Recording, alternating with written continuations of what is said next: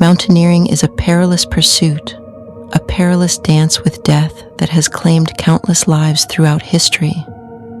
From the ill-fated ascent of Mount Denali by the doomed expedition of 1932, to the tragic fate of George Mallory on Everest's treacherous slopes in 1924, the mountains have long been a formidable foe, unforgiving and unyielding.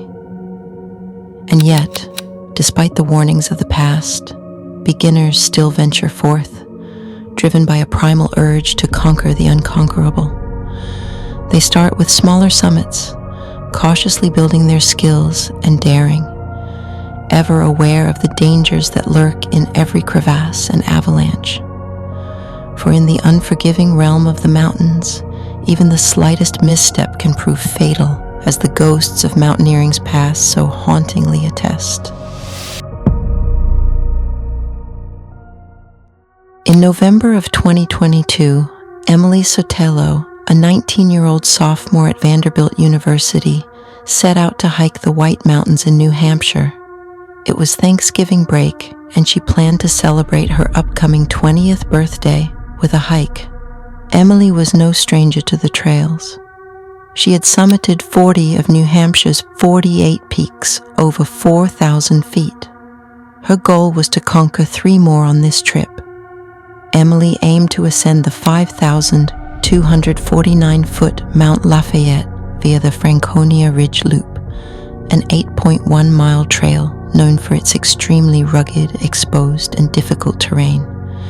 Here, you may face winter conditions such as ice, snow, high winds, frigid temperatures, and whiteout conditions on any day.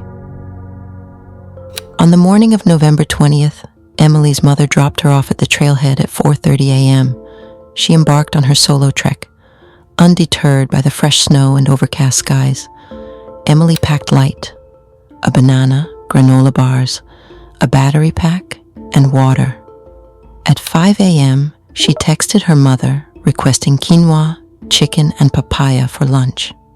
Despite worsening weather, difficulties, and the bitter cold, she was still optimistic about her excursion. The White Mountains are notorious for their brutal winter conditions. Fierce winds, often reaching speeds of 50 to 100 miles per hour, and plummeting temperatures are common. Piled high snow from the previous day's relentless fall had buried the trail under multiple layers, obscuring its path and making it treacherous to navigate. By 9:40 a.m., as the weather worsened, so did the visibility conditions, and unbeknownst to her, Emily had veered off the tree trail and onto the mountain's northwest face. Alone and unequipped with navigation tools, she struggled to stay on course, lost in the unforgiving frozen wilderness. She soon realized she was ill-prepared for the plummeting temperatures, which dropped from a relatively mild 27 degrees Fahrenheit to a chilling single digit. Despite wearing long underwear, heated gloves, and a neck warmer, Emily's outfit was more suited for a brisk winter hike than a mountaineering expedition.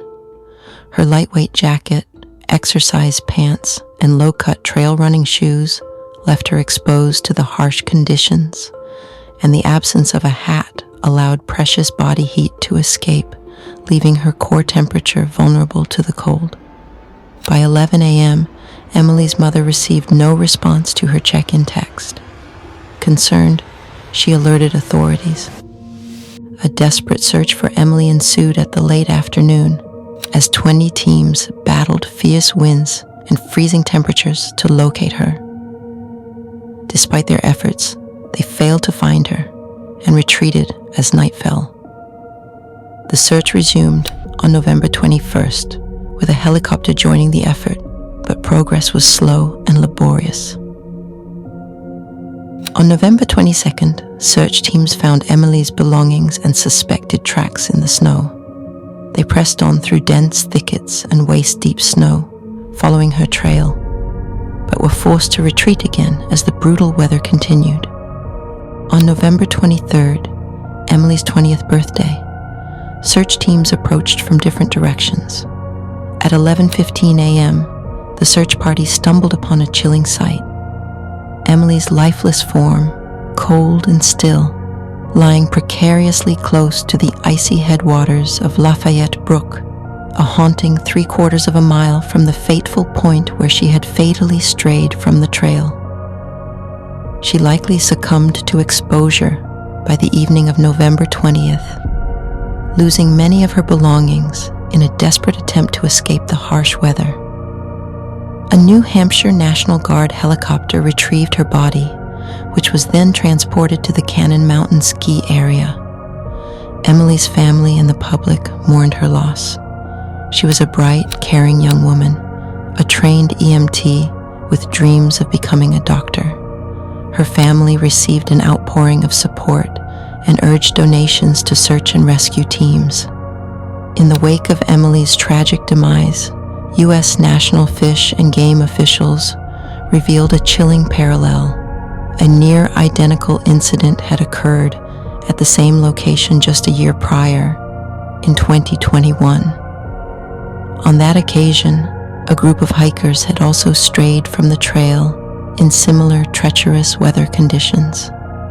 Fortunately, they managed to escape fate's cruel hand by cleverly thawing out their frozen cell phones in their armpits, enabling them to send out a distress signal to search and rescue teams.